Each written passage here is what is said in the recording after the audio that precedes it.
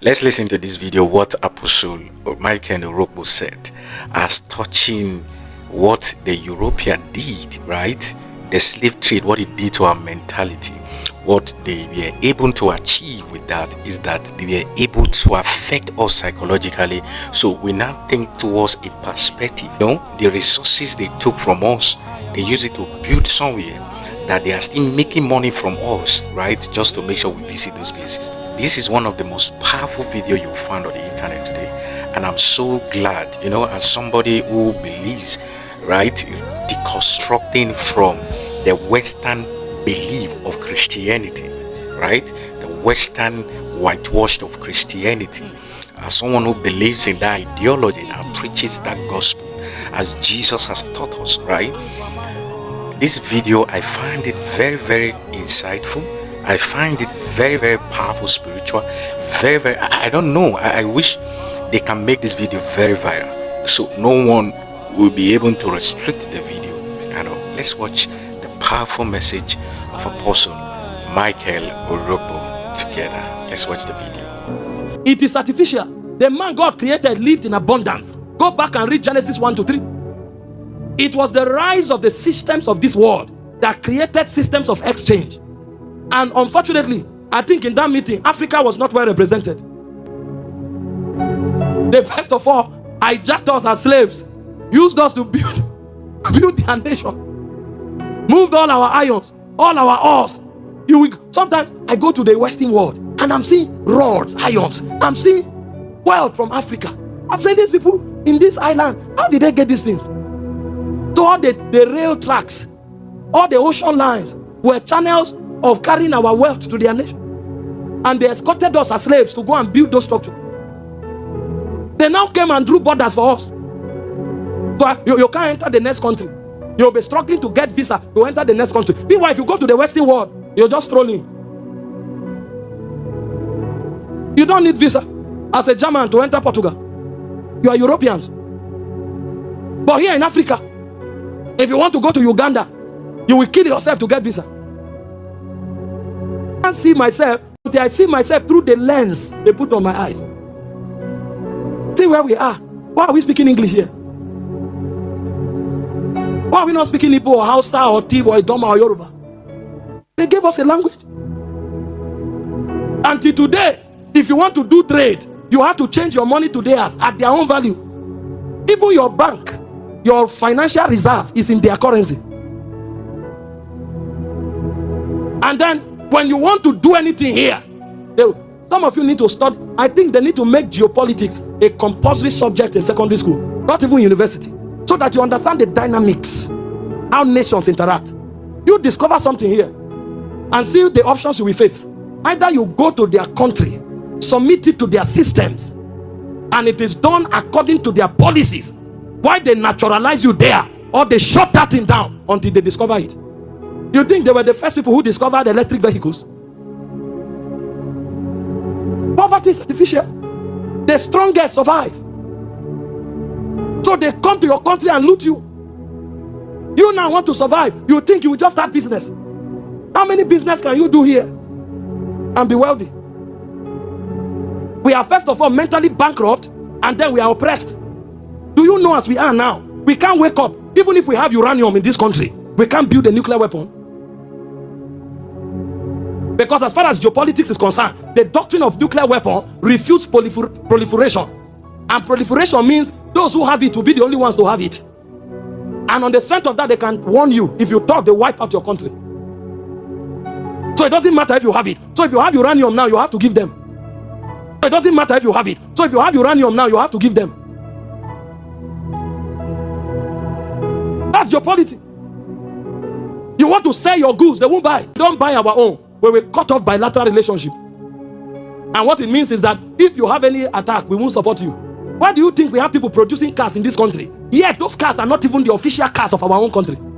From mental bankruptcy to oppression by Western nations. What is it about Toyota vehicles that innocent vehicle does not have? So we can't unite together. I'm fighting the other person because I say we are not the same tribe, but we are in the same country under the same oppression. Imagine if the river in Onitsha is dredged. Do you know how it will open up international trade? So why is it not? Why is it not done? You are the one who is thinking, I get certificate, I'll be. Oh God, there are powers. There are powers. Powers that give favor. Powers that give inspiration. Powers that cause lines to fall in pleasant places. Powers that bring destiny connections. I'm not saying the power will make money appear in your account. No. God can do it, but that's not his method. But when that power is activated in your life, it will put a favor on you. Even your enemies will align with you. It will give you inspiration. Where people see problem, you will see opportunity. It will cause the lines to fall in pleasant places for you. Where others fail, you will go and succeed. It will cause you to connect with the right people. You will enter discussions that will open doors that merit would not have done in 10 years. Go and read about Israel. They were in Egypt for over 400 years and they were slaves. But the Bible said God gave them favor. Exodus 12:36. And in one day they became more wealthy than they ever had in 400 years. It's a power. That's why Deuteronomy 8:18 said, you shall remember the Lord your God. It is him that giveth the power to get wealth. So the devil will fight you at individual level. He will fight you at national level. He will fight you at intercontinental level. There's no business you do in Africa here that you have the same advantage as somebody doing the same business in America. First, for mental bankruptcy, because this slave thing, the chains have gone, but the mind is still enslaved. Then from wickedness, we hate ourselves. Then from the continuous oppression of the Western world. So if you are here, you need power. That power will give you favor. It will open doors. It will connect you to the right people. It will give you inspiration so that you can hack the system. Those who make it here, they hack the system. They hack it. You hack it through favor. You hack it through inspiration. You hack it through honorable connections. You hack it through opportunities. That's how you get well. And it takes power. It takes power. Because the devil has created systems. Even in the Western world there are people sleeping on the street. So this is not an African syndrome. Because if you are there and you can't catch inspiration, you can't recognize opportunities, you can't build honorable connections, you will still be a slave there, even if you are white. Because poverty is artificial. That's why you need power. And when this power comes, there are a few things it does. Number one, it opens the potential of wealth as a legitimate work of redemption. Because the potential of wealth was addressed by redemption. The Bible said in 2 Corinthians 8:9 that Jesus, although he was rich, became poor, that you through his poverty might be made rich. Paul said, my God shall supply all your needs, Philippians 4:19, according to his riches in glory by Christ Jesus. He was talking about natural things, because in verse 15 he said concerning giving and receiving. So it wasn't spiritual riches he was referring to. So redemption opens the potential of wealth. So the first way to break into that power for wealth and win the battle of poverty, of lack, of hardship, is to recognize the legality in redemption.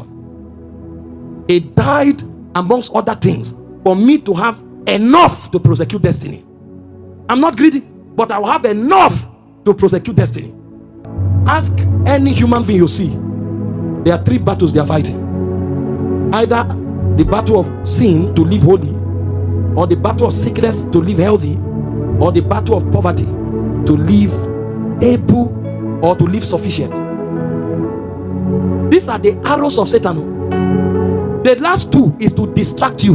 The real battle is the first, but the last two are potent weapons of distraction. The Bible said concerning the affliction of the righteous, it said the Lord will show mercy so that the righteous will not put his hand into iniquity. So the devil knows that if he fights you to a point, why do you see people are fighting fake pastors? Christians carry themselves, enter forest to look for native doctor. You are talking, the guy is selling soap. This person is hopeless.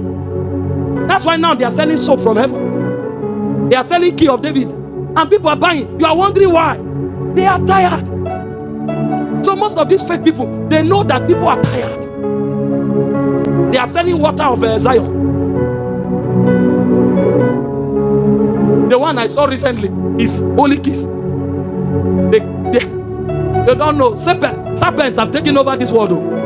That's why we come with power. A pastor is standing on the altar, kissing people that is giving them favor. That is seduction of the highest. Is serpentine initiation. And you will use up their head. Jezebels are now pastoring churches. Jezebels. But why are those businesses thriving? Believers are not armed to war. If you know how to live above sin, know how to fight to stay healthy, know how to fight to live sufficient, no silly person will come and tell you nonsense in the name of religion. You tell him, get out. I know my God. I know my God. But when you don't, you are not taught how to fight, and you don't fight, anybody can come to tell you nonsense. That's why I'm teaching you. So that the day I do nonsense here, you walk away. Because you are coming based on the fact that you hear truth and you are knowing God.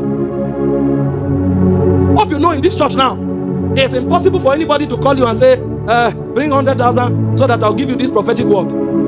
That one, it can't happen here. Even me, I can't say it. Because if you tell anybody here, they'll say, no, me too, I hear God. Every prophet is a confirmation. I'm not led by prophet. As many as are led by the Spirit of God, they are the sons of God. You can't come here and say, hey, bring 2 million and put here for a door to open. Those things don't happen here. Because everybody knows the truth. If you talk, if they respect you, they will be doing like you.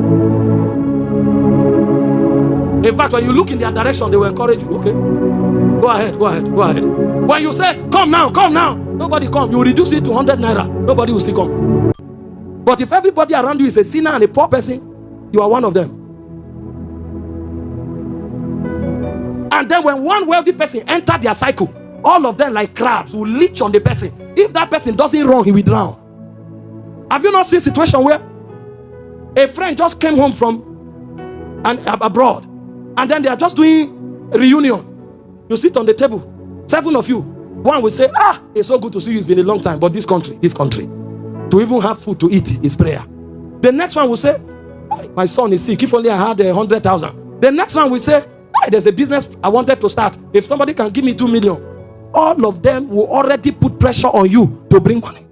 Nobody will say, Kai, welcome, it's good to see you, and be happy and go home. You will know that you are in a web of crabs. They will soon drown you. So you will see that person will say, Kai, man, hey guys, so let's connect tomorrow. Tomorrow will never come. You will call, you will see number busy, he has blocked you. You don't have sense.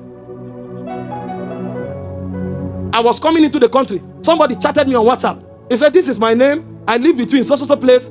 Your house was here, my house was here. Fine. Good description. The next thing is, I lost my job last year. The next thing is, I can't pay my children's school fees. The next thing is, if only you can send me some money now. You are chatting me for the first time in over, this was my primary school mate, in over 27 years. I've not even responded. At least wait for me to say, bro, how are you doing? Then you ride on the energy. Never. Before you know, account number will be standing like a dragon. You will see digits.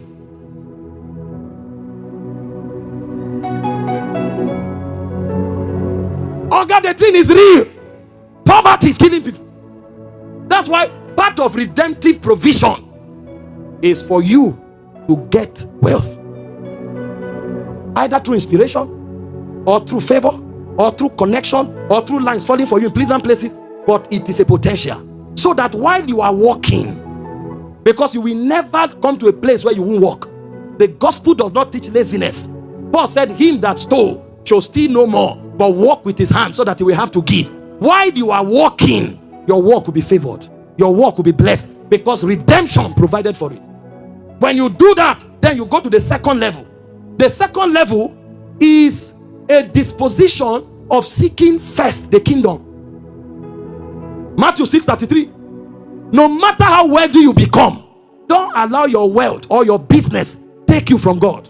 Otherwise, you will take yourself from covering. And when the wolves come, the devil doesn't come every day, but there is an evil day. It may be once in 5 years. It may be once in 10 years. When he comes, whether it will be destruction or testimony, depends on where you are standing. I've taught you before, every testimony was meant to be destruction. It's because God turned it around that it became testimony. But Jesus said the insurance for living in sufficiency is to seek the kingdom first. Matthew 6:33. Seek ye first the kingdom of God and his righteousness. All other things shall be added to you. The devil will fight your relationship with God. That's why you see that some people, you find them praying, fasting until they hit their first 10 million.